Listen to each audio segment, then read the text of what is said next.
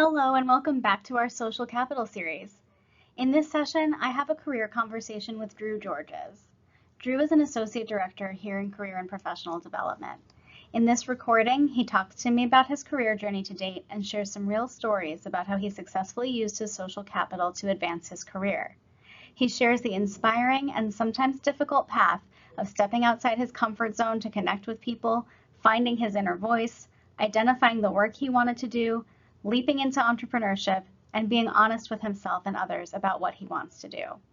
I always love reflecting with our team about their beginnings at Mercy, and Drew's was recent enough that we were able to have a deep conversation about how we discovered our mutual goals in serving students.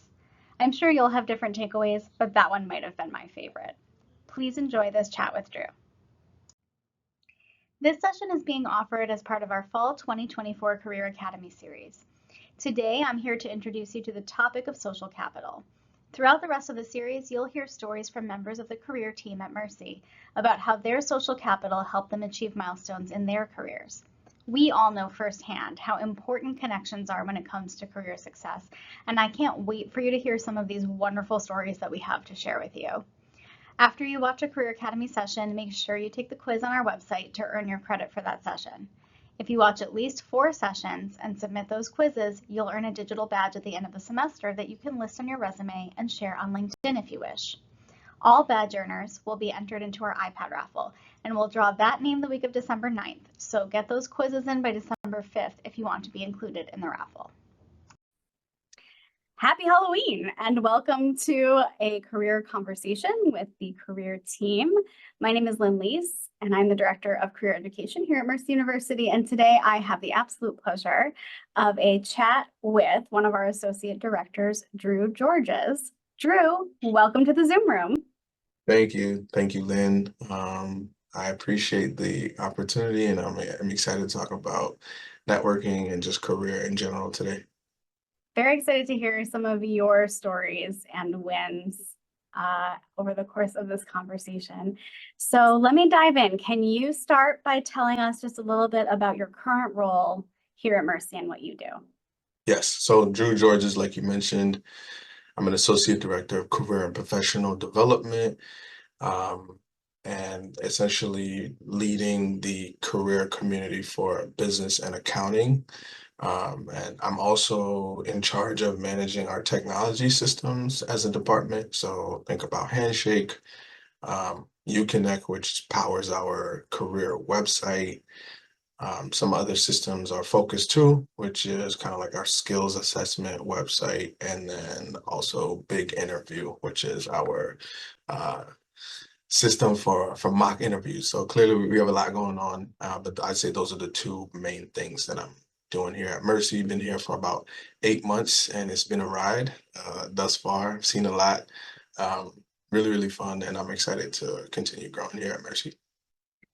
Thank you. And just in case leading a career community wasn't exactly clear for students, you do a lot of actual one-on-one coaching with students too, right? Like that's why they would come to see you for sure.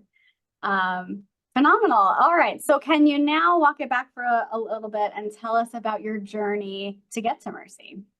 Yeah. So I'm originally from Brooklyn, New York. Come from humble beginnings, I'd say, both financially and academically. I was raised by a single mom, and my family and I were from Haiti. So fast forward to college, I went to Baruch College in Manhattan. And I started my career in technology. We can talk a little bit about like how I actually got there, but that's just the high level story. Started my career in technology. I was working in digital advertising at Google, and then I also worked in recruiting at Google as well. From there, I pivoted and went into kind of like an intersection of fashion and tech, if you will, at Poshmark, which is essentially just a digital thrift store. Still doing recruiting, did a little bit of project management, and then from there kind of continued on that career discovery journey, if you will. And so hopefully you're sensing this ability to kind of just like be introspective as you're going through your roles and thinking about like what is it about those experiences that you actually enjoy, And do you want to continue to grow in those experiences, or do you maybe want to transition into another industry? Because hint, hint, your network will help you make those transitions a lot of times, right?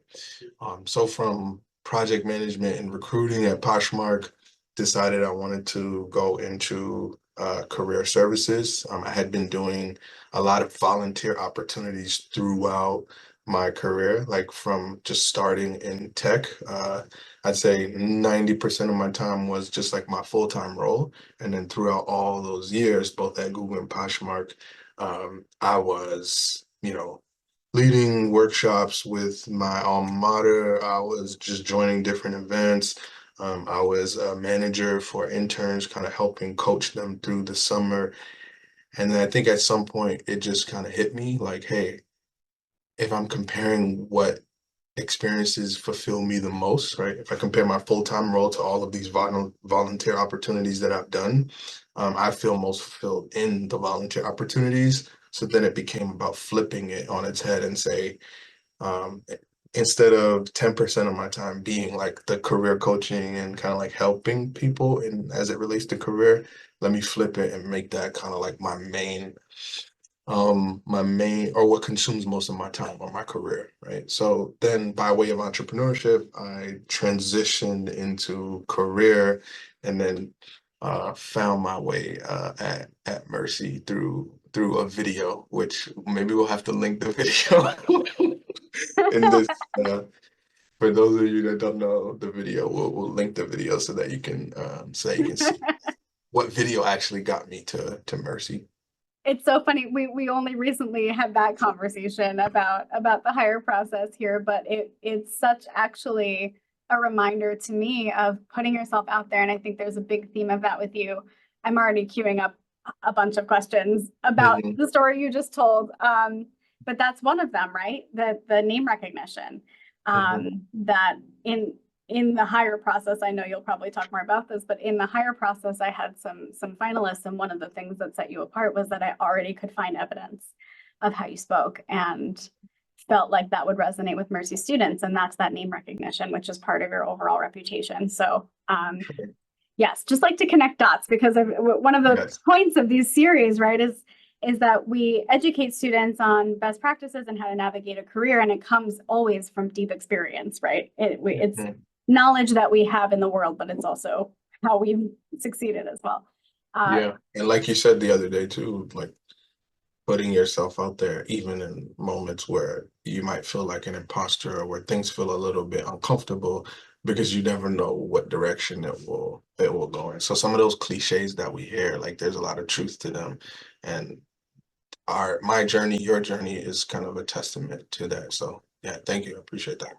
yeah. So I can get very easily derailed by all of the other follow-ups, but I want to stay focused on the main subject for a little bit and ask you about a time or multiple times that you want to talk to us about where those relationships really and managing your social capital helped you advance your career. Yeah. So it's interesting because the concept of social capital network, building relationships, and the value that brings, I don't think was like really became like a deep thought of mine years into my career, right? I was kind of like I had heard about, the importance of network and I was kind of organically doing some of that, but I didn't fully understand like the importance of it. Um, I'd say the one of the few times that my network really showed up for me was just in securing my first internship. So going back to Baruch College, I was in an opportunity program called Urban Male Leadership Academy. It's an opportunity program for men of color that pretty much helps increase the graduation and retention rates of men of color at Baruch. And I remember just talking to one of my peers in my cohort. So we were both freshmen, or we might have been freshmen or sophomores at the time. And we were just talking about like different industries that we're interested in. And I wasn't really sure what I wanted to do, but he was telling me what he wanted to do, go into finance, etc. And that moment I think felt a little bit uncomfortable because while he was my peer, while we were, same age, it felt like he kind of had everything figured out already. But I just kept going, kept having a conversation, and he was actually a part of a program where they would meet once every or they would meet on Saturdays, and they would get to connect with different industry professionals. And I know this is a little bit of a long story, but I promise it's going somewhere. They would meet with industry professionals in this program. It's called ANY, America Needs You, right? And his coach, his career coach in the program, just happened to not be able to make it that Saturday. So the coach asked his then girlfriend, now wife, to go. And so she just kind of subbed in for her then boyfriend, now husband, at this program.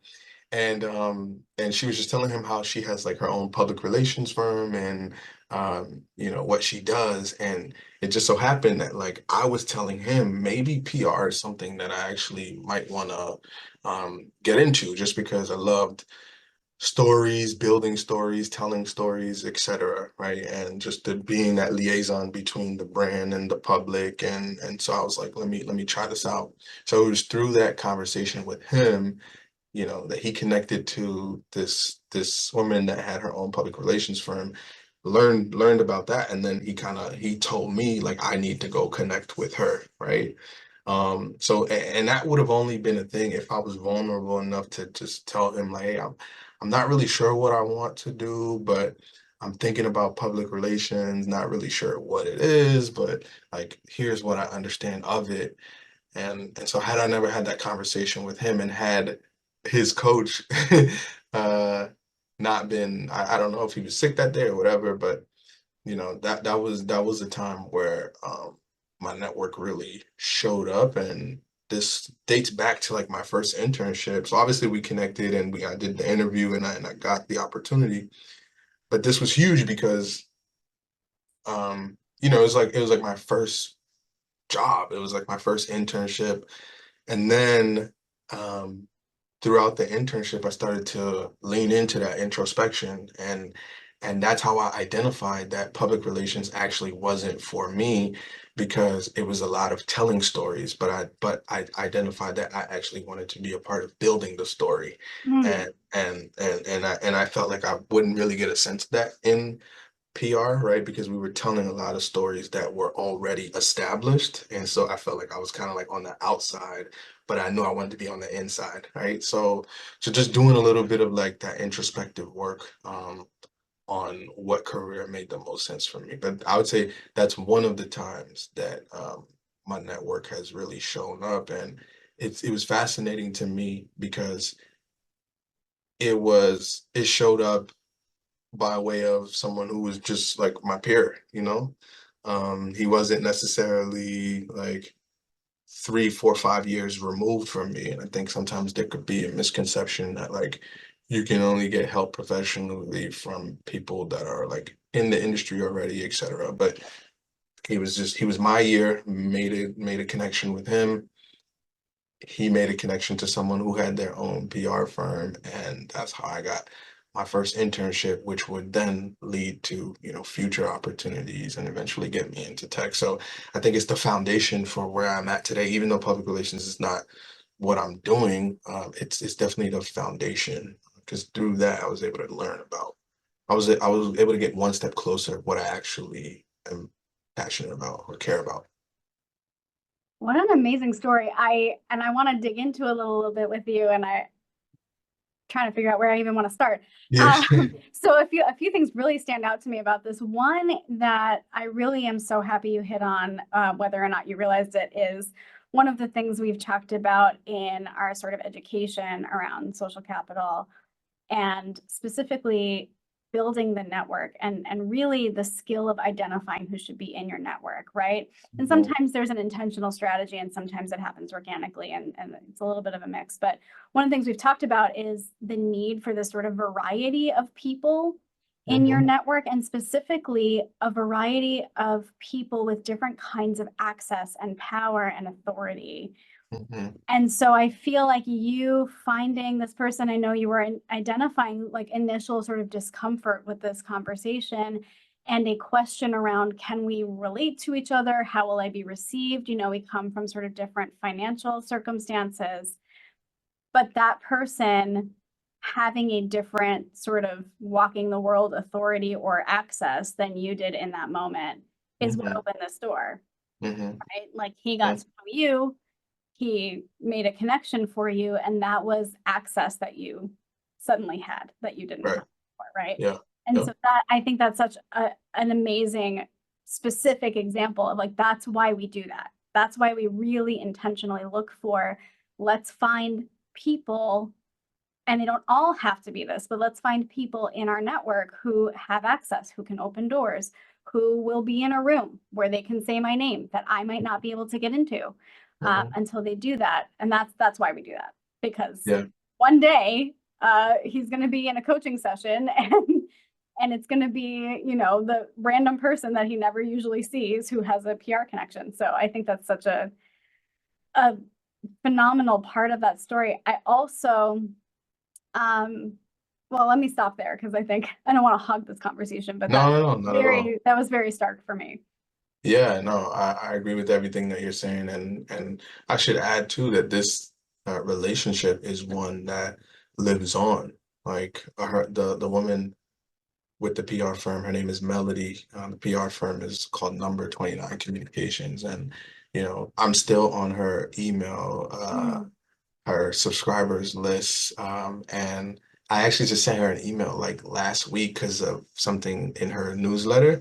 And so yeah, we've maintained that relationship. We'll probably check in maybe just a couple times a year. And sometimes that's all it takes, right? Like you don't need to be talking every single day, but we check in a couple times a year.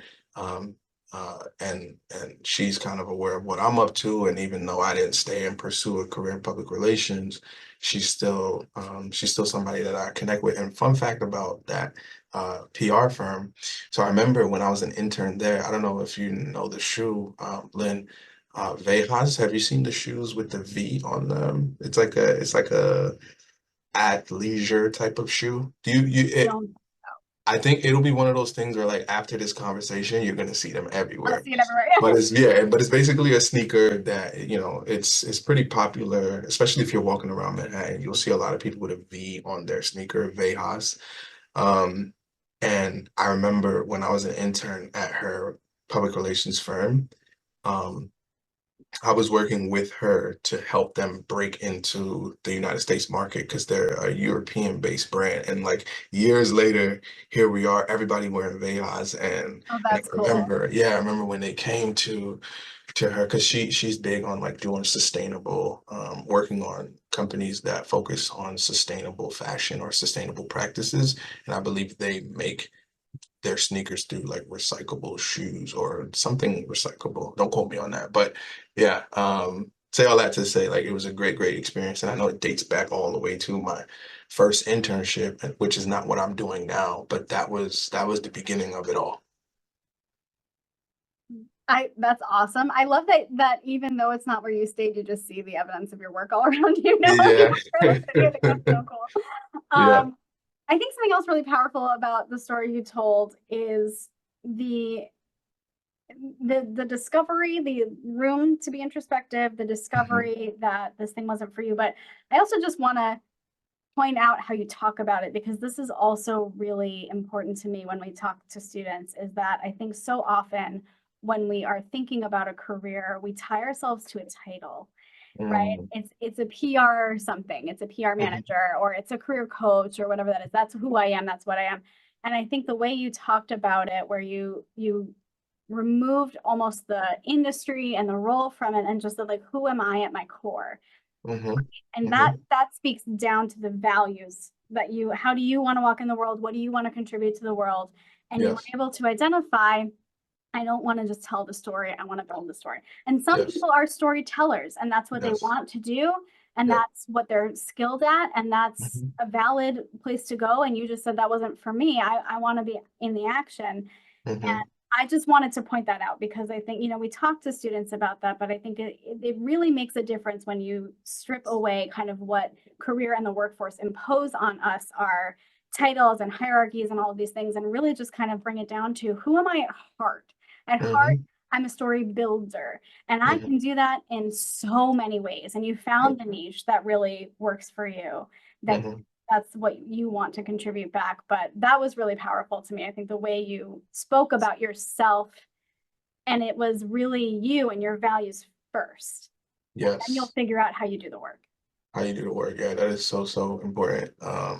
We could go on another tangent about, why that's important, why students should be doing that, but we'll save that for I know a you and I career can talk coaching for an hour. session. Yeah, which by the way, shameless plug, go to handshake.com or join Handshake and make sure you schedule an appointment with the career coach so that we can talk about that. But yes, absolutely. I love to build. And what I love about my role here at Mercy is, I'm both building myself, building, um, uh, uh, in a sense of being an entrepreneur, but I'm helping other students kind of build themselves as well. And I feel like I'm more on the front lines of that as opposed to, again, when I was in PR, it was like, this has already been fully realized. We just need to go and tell the story. And I was quickly able to identify that that wasn't the direction that I wanted to go. Mhm. I also want to ask you a little bit more about this specific story of like getting to know this person, having this person connect you in. Because so often what I hear students say, and I think we all think this about ourselves sometimes, is this just Mhm. fell in my lap, or this just Mm, happened, or I just mhm, fell into that. And we know that there's so much more to that story, right? mhm, mhm. Opportunity crops up, but we put a lot into making it happen. So I'm wondering what you feel you did well specifically throughout that story to make that connection happen and make the most of it. I was transparent and both honest with myself and honest with the people around me, even when it maybe felt uncomfortable. So, like I said, with my peer, he kind of knew, hey, I want to work in finance, and he actually did go to work in finance. He worked at Citibank.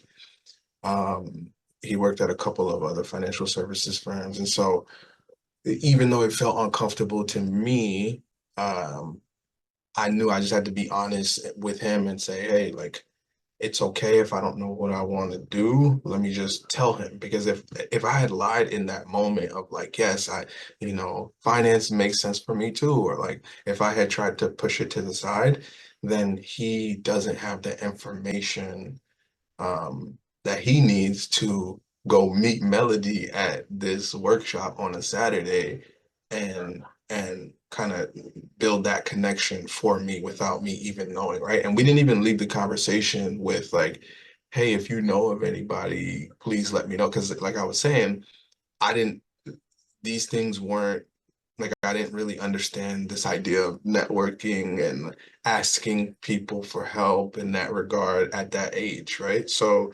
it was just one of those things where I just was honest to him, and then he was able to set up that connection. And same thing with Melody. I, I think I was honest with her too about. So I documented on a weekly basis or bi-weekly basis. I would really just think about what I'm enjoying about the experience.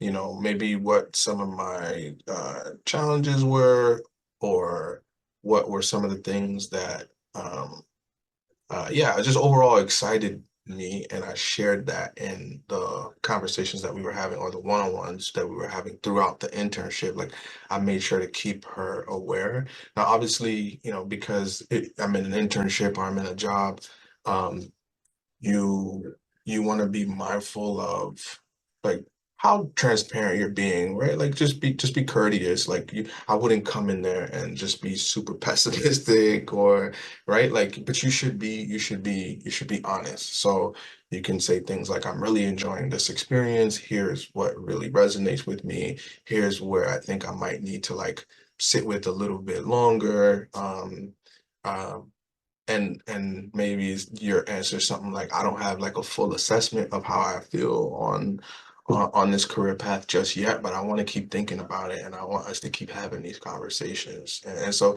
that's what I was able to do. And at the end of the summer, we had that conversation of like, hey, thank you so much for this opportunity. Here's where I'm at.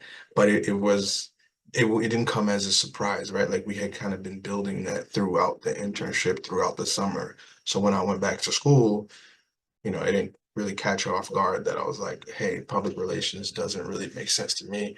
And then I just told her, like, here's what I'm thinking. I think I'm going to go more on the HR side. So that actually is, from there, I went into a HR internship at New York Life Insurance Company in Manhattan. And then I just kept her, I set like soft expectations of, would love to stay connected, and actually did follow up. And it was at that time that I started to learn about like how to stay connected with people through the holidays. So maybe around Thanksgiving, I would send her like a message like, hey, happy holidays. Like, here's how the semester's been going for me. Because again, you don't need to talk to these people that you're meeting, or that you've established connections with every day if you're not actively working on them. But maybe seasonally, you can have conversations with them. Hey, here's how my semester's going. Or do they have maybe a newsletter like that you can subscribe to, and get connected with them that way? Like I said, I mean, it's been years since that first internship, and I've stayed connected with her throughout the year. So much so that like there's been times where she's had events for clients in Soho and Manhattan, and like she's told me about those events. Like, hey, if you want to stop by, like you can stop by. And there's literally no reason for me to be on the invite list, other than I think she just appreciated me staying in contact with her. So yeah, that's I think how I was able to build and strengthen those relationships. Just be honest with them and be honest with myself. I think that's such a theme that I'm seeing emerge across all of these conversations with our team is the first point of connection with the person that ultimately helped all of us. Hmm. Um, it was not I'm going to a career fair or I'm going to a networking event and I'm networking for jobs seeking. And those happen. I'm not saying those Yeah, don't happen, but yeah. that is the common denominator here so far, is it's like someone you just met in a Hmm. circumstance and started up a relationship with, that and a relationship that lasted a while, right? Like Hmm. invested time in getting to know that person, letting them get to know you, so that when the time came, because again, these things crop up that you can't predict when they're going to be available, right? So Hmm. Hmm. investing up front is I think what has made everybody successful so far. It's so common. And I think so what struck me the most when you were telling this story though is that leaning into the discomfort, I think also, Hmm. right? It's sort of this isn't in my comfort zone, and I think that takes a lot of courage. Hmm. And have I that's something it felt to me like you also did really well. I know you identified it too, but it was so present. I think when you were telling that story, it's just like this isn't comfortable. It's hard. We all know, Hmm. no one's saying that this is easy. Yes. But pushing through it, working through it, getting through the discomfort, because then magical things happen. Right. Yeah. And so thank you again for that. And I would say, like, to the students watching, um, one of the things that I probably did too, without even realizing it, is in those uncomfortable moments, maybe trying to tell an abbreviated version of the story. So you don't have to go in such detail of like, hey, I'm totally lost. I don't know what I want to do. Like, things feel out of control, right? Like, I don't have to tell my friend that raw like emotion, but I should at least have an abbreviated version of the story that like, hey, I'm still figuring it out. A couple of choices that I'm thinking through for industries could be like public relations, etc. Right? So notice that like I'm not being super vulnerable, but I'm also walking away from the conversation being honest, because again, that honesty is what led to this door open. So the point of saying that is, in these moments that feel uncomfortable, just try to think about what is the most abbreviated version or like high level version of that story that you can tell. that doesn't, make you feel any more uncomfortable than you need to, but it still gets the point across of like, hey, this is what I'm thinking. Um, if you can share any perspective that you might have, or if you have any ideas on what direction I could go in, where I should research, who I might be able to connect with, that would be great. If not, that's okay. And know too that like sometimes when you share things, it might not go in the direction that you anticipated, right? But it doesn't mean that there is no value in sharing that information. It just means that that person that you spoke to, there just wasn't any synergy, and that I think is okay too. Yeah, really good advice. Really good advice. Hmm. Um, I want to ask you, I have one last sort of formal question for you Yes, yes. before I ask you for any last thoughts. And that's more around the entrepreneurship, Hmm. because I think one of the things I loved hearing about today, but also we've talked about previous to today, Yeah, yeah. is so you in this story you got to a point where you realized I want to help build the stories. I think career counseling, career coaching is a place that I would really like to do that and could be Hmm. valuable. And you just started doing it. Hmm. And I would love to hear just a little bit about how, like, what was that thought process like? How did you decide, like, I'm just going to start doing this and my way, and I'm going to start a business where I do it? And I think both from the perspective of a lot of our students have an interest in entrepreneurship, but also this concept of like, I've decided I want to do a thing. I'm just going to start putting myself out there in the world doing the thing. Hmm. Yeah, so thank you for the question. And I'll start by saying that the entrepreneurship is definitely glamorized, and what I mean by that is there's a lot that goes into it that I don't think I didn't know prior to doing it, right? Whether it's like certain the way you file your taxes, certain different forms that you need to fill out, how to build a website. I mean, there's a lot that goes into it. So I definitely would redo this process all over again, but I just want to call that out to anyone watching. But as far as the how I actually did it, I remember very vividly. I was at LA Fitness in New Jersey. So like I said, I'm from Brooklyn, but I live in New Jersey. I was at LA Fitness, and I just remember like just stressing out about, what could be a next step, like what should I do next? And I was always having the conversation from a lens of like an area that I could maybe go into that I haven't yet been in, if that makes sense. But then I asked myself the question from a different angle. It's like, what skills do I already have?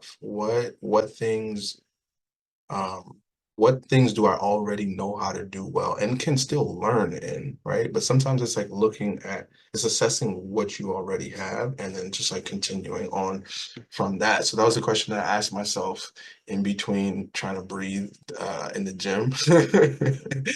And and then it just hit me. I was like, let me just start it. And I never looked back. And it's been a journey, like I mentioned, because before when you're connecting with different people, it's always on behalf of an established brand, right? That they know of, or there's a website you can go to. It's there, it's built, right?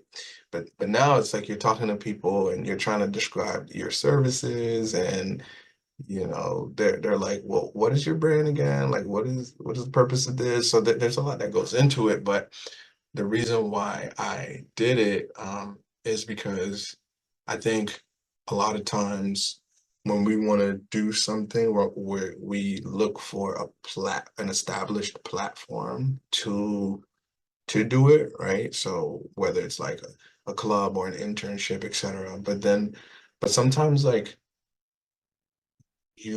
there's ways for you to just like try to do it on your own, right? And that will open the door to you getting an internship in whatever job or whatever industry you want to be in, or that will lead to you getting a job in whatever industry you want to be in, right? So it's hard to say like what direction you should go in, like when is the right time to do something, to try something on your own versus like working um in an established platform. But I think for me it just made sense at the time to kind of just hit the ground running, carve out my own lane as much as I could, and not necessarily wait for the perfect opportunity to pop up. But that's because it matched my goals, my values, where I was at the time. And you should always, work with your mentor, your coach to try to help you assess that, all right? Like what makes the most sense for you. Because that's what I was able to do. But yeah, it made sense at the time, and I'm I feel like I've barely scratched the surface. There's so much to learn. There's so much to do.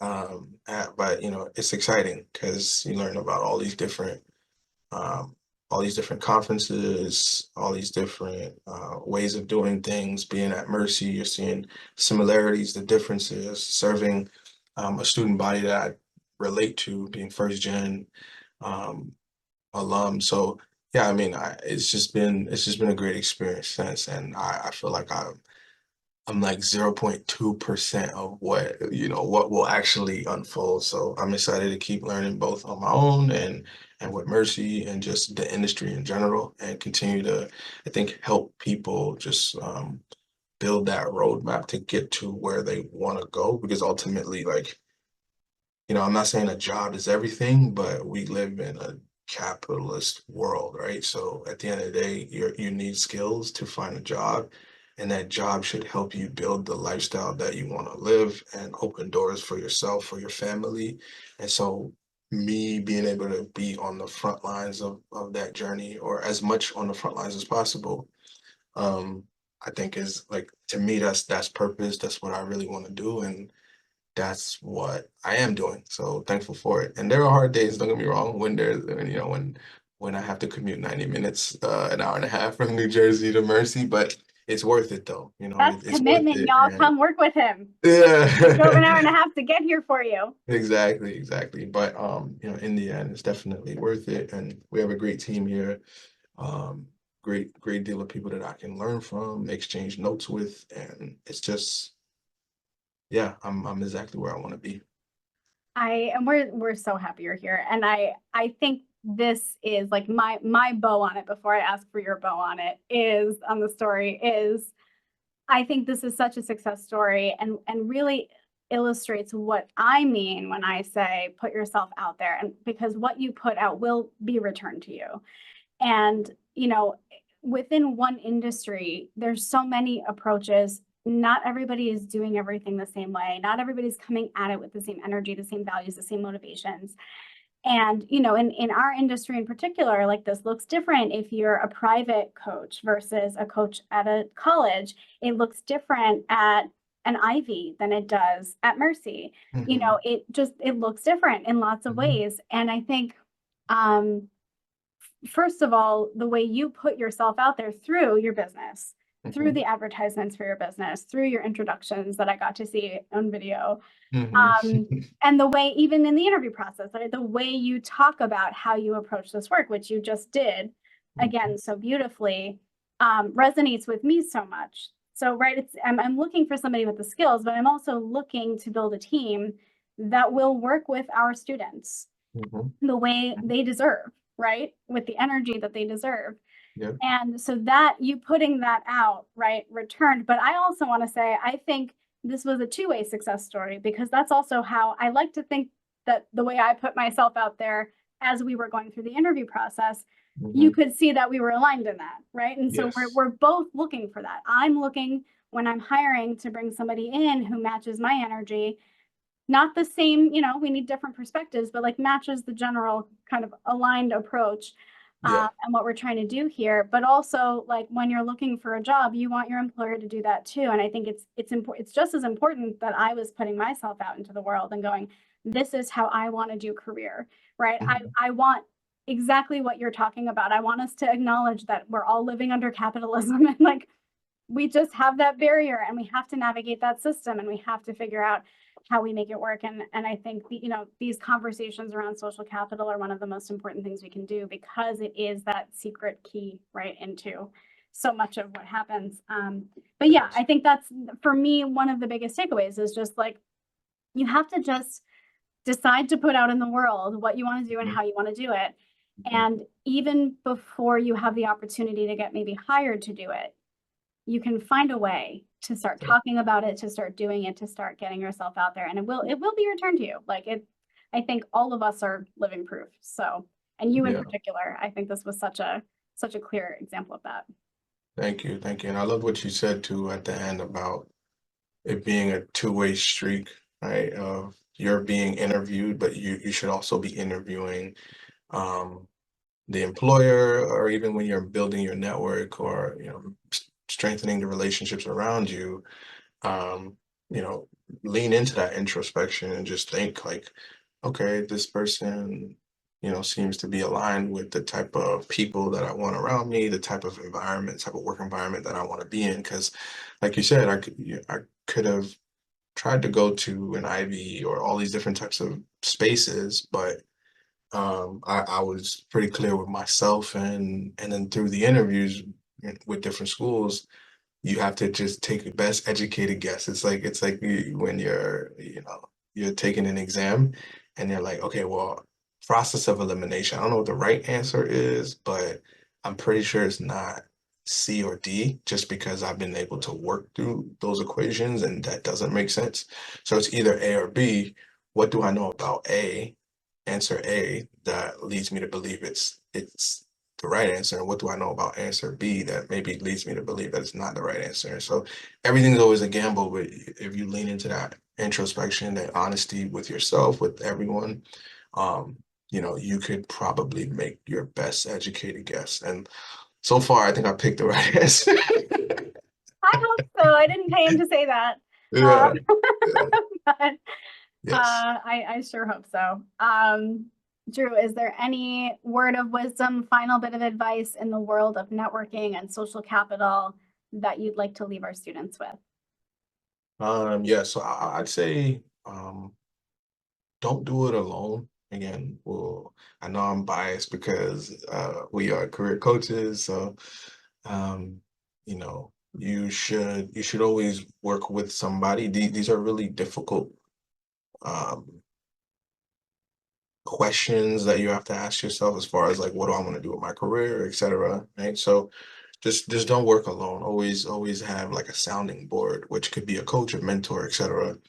And then the second one is kind of a cliche, but I would just say, as much as you're telling yourself, why would I do this? Or like, why can I accomplish this? Or I can't do that. Like, also ask yourself, like, why not? Why not? Like, why can't I do that? Why can't, like, what's stopping me? What's like, why is this not possible? Why does this feel like too big of a dream? Right. Um, because those are the conversations that I'm constantly having with myself, of like, hey, maybe I should just, just do this and go on this path. But then I'm like, well, why can't I accomplish this if I wanted to do it? So it's like, if you want to, let's say your goal is like, hey, one day I want to be speaking on a TEDx. I want to be a TEDx speaker, right? Talking about, I don't know, my interest in like biology. That might seem like so far-fetched, but why not? Obviously you have to start small and maybe do a couple of conversations with your family, or on Zoom, or, through your university.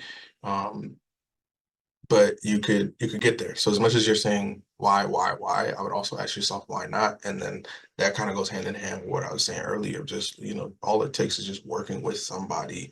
They're not going to do the work for you, but they can um, help you find your anchor, help you understand like what are the steps that you need to take. So thank you, Lynn, for the conversation. Always a pleasure. And yeah, hopefully you all found this useful as well. Thank you, Drew. That was incredible. Drew Georges is an associate director here in career and professional development at Mercy University. He works in the Westchester campus. You can find him in Main Hall, just above the library, or virtually. For appointments, please come see him and soak up more of this wisdom. Drew, thank you for sharing your story and your advice with us today. Really appreciate it. Thank you. That's all for this session. Be sure to visit the Career Academy website to take your quiz and get credit for watching this session. I hope you ace it, but your score won't affect your attendance. You just need to submit the quiz to get credit for the session towards your digital badge and your entry into the iPad raffle. If you want to follow up on anything discussed today, email us at cpd@mercy.edu or find your career coach's handshake link on our website. And do me a favor and give us a follow on Instagram. We're pushing out fun, educational content all the time, so don't miss a thing.